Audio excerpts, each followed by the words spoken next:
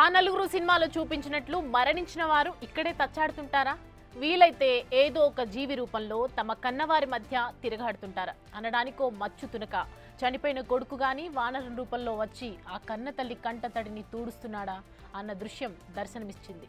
అది చూసిన చూపరుల గుండె పిండేసిన ఘటన నమోదైంది.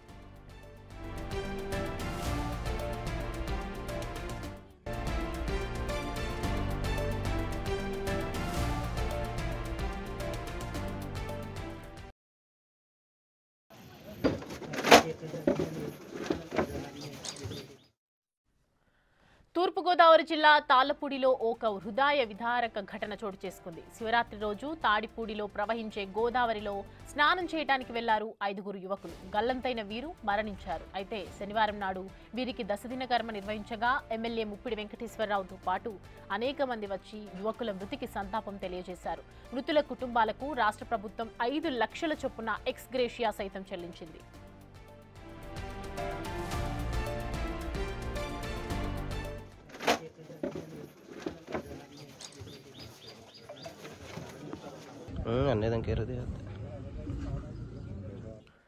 ఇదిలా ఉండగా మరణించిన వారిలో అనిశెట్టి పవన్ ఇంటికి ఒక కోతి వచ్చి అతడి తల్లిని ఓదార్చిన దృశ్యం అందరినీ ఆశ్చర్యపరిచింది.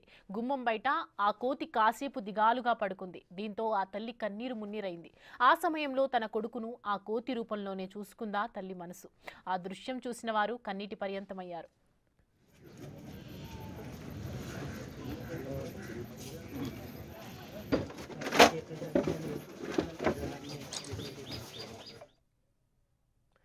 ఈ అంశానికి సంబంధించి పూర్తి డీటెయిల్స్ మా ప్రతినిధి సాగర్ అందిస్తారు. సాగర్, చూస్తున్నాము కోతి తల్లి దగ్గరికి వెళ్ళటం, నిమరడము, మాట్లాడినట్టుగా పక్కనే ఉన్నానన్నట్లుగా బిహేవ్ చేయడం చూస్తూ ఉన్నాము. అసలు ఎక్కడి నుంచి వచ్చింది ఆ కోతి? సో ప్రజెంట్ అక్కడ డీటెయిల్స్ ఏంటి? శివరాత్రి రోజు తూర్పుగోదావరి జిల్లా కొవ్వూరు నియోజకవర్గం తాళ్లపూడిలో 5 యువకులు మృతి చెందారు. వారికి సంబంధించిన దశదిన కార్యక్రమంలో ఏర్పాటు చేసిన కార్యక్రమంలో భాగంగా ఈ అనిశెట్టి పవన్ అనే యువకుడి తల్లి దగ్గరికి ఒక వానరం వచ్చింది. ఎక్కడి నుండి వచ్చింది ఏంటో గాని ఒక గంట సేపు ఆ అనిశెట్టి పవన్ వాళ్ళ తల్లి వద్ద కూర్చుని ఇంటి బయట కూర్చుని ఆమెను ఓదార్చే ప్రయత్నంలో చేసింది. ఎందుకంటే అందరూ యువకులే.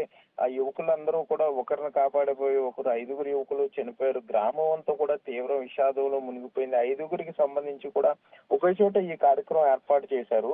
కానీ అనిశెట్టి పవన్ ఇంటికి ఎప్పుడైతే వానరం వచ్చి ఆమెను కొంత ఓదార్చే ప్రయత్నం చేసిందో వారంతా కూడా గ్రామస్తులు కానీ అనిశెట్టి పవన్ వాళ్ళ కుటుంబ సభ్యులు, బంధువులంతా కూడా పవనే అట్లా వచ్చాడు, అతని తల్లికి కొంత ఓదార్చే ప్రయత్నం చేయడానికి అట్లా వచ్చాడంటూ కూడా కొంత ఇక్కడ మాట్లాడుకోవడం జరిగింది.